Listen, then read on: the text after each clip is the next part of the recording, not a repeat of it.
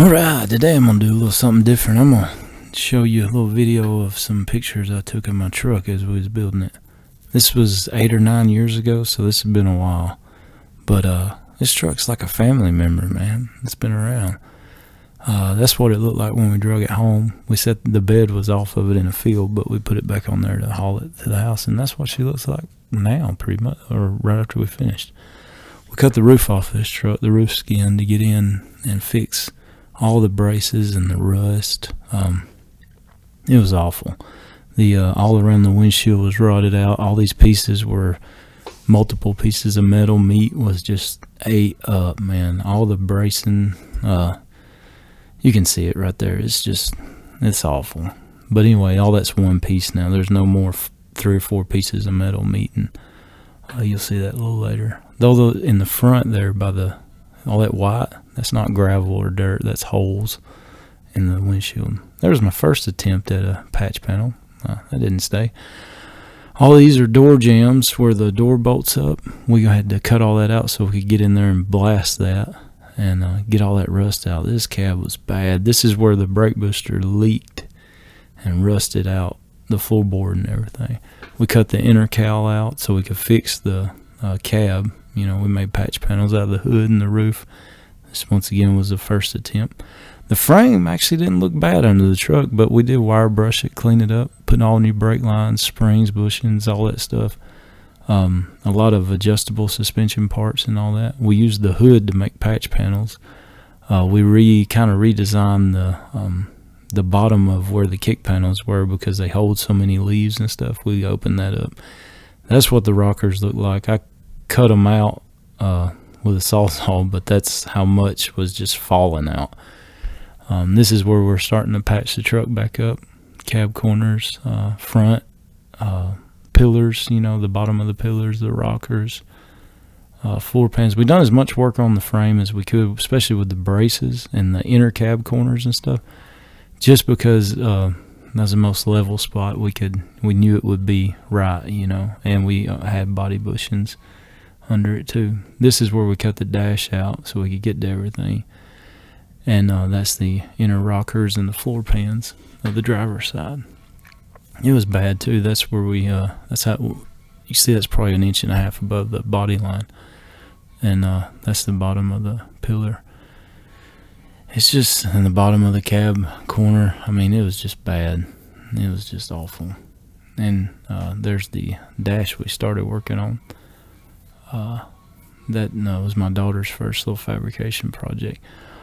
There's where we fit the 67 hood. This is a 71 C10, so the 67 hood don't fit. You have to shorten it about 1.5 inches.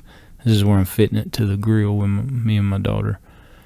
It took some work, but it took a while, but fine line tape and you get it. We did buy the bed and the fenders. It was just cheaper. I mean, you couldn't buy patch panels or make, you know, it wasn't worth it. The whole bed for this truck, I think, was at that time was $1,200 or $1,500. It's not worth it. There's where we shaved the gas filler. That's how much of the front of the cab we had to cut out to get rid of the rust. That's the rockers after some metal working or metal finishing. The back of the cab was riddled with dents, man. We sanded the paint off, but then we had to go in and weld screws because you can't really get to the back side of that. So we pulled them out the best we could. Everything got, you know, pretty good skim coat of Bondo, and it was ready, you know, after epoxy, and it was ready to go. That's the hood.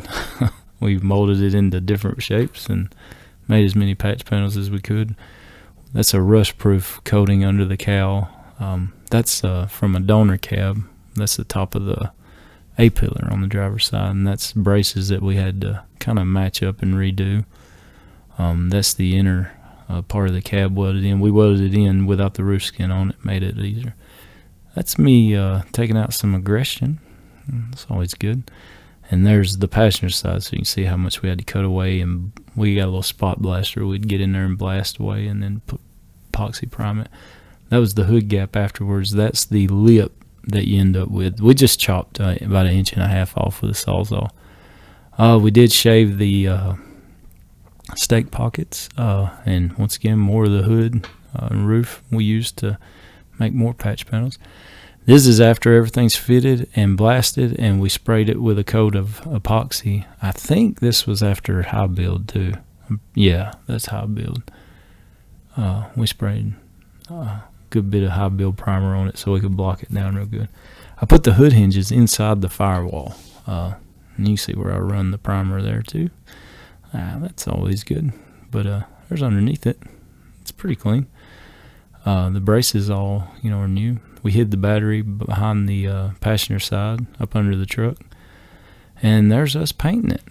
A lot of block sanding, a lot of wet sanding, a lot of not too much body work. I mean, the cab was really the only thing we reused, kept original because we have to, VINs. There's a relay board I built for the toggle switches you'll see in the dash. There's a heater out of a forklift. It's kind of a self-contained unit.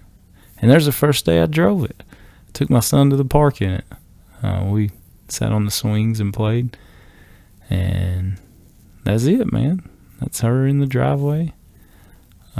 This is what the engine bay looks like now, but that's pretty much what it looked like when I got done too. We have swapped the valve covers, and that's about it, I think. There's me and my wife sitting on the tailgate chilling. This is, I think, me pulling out of the alleyway with it the first time, I believe. Yeah, and there she is in the driveway as she sits today.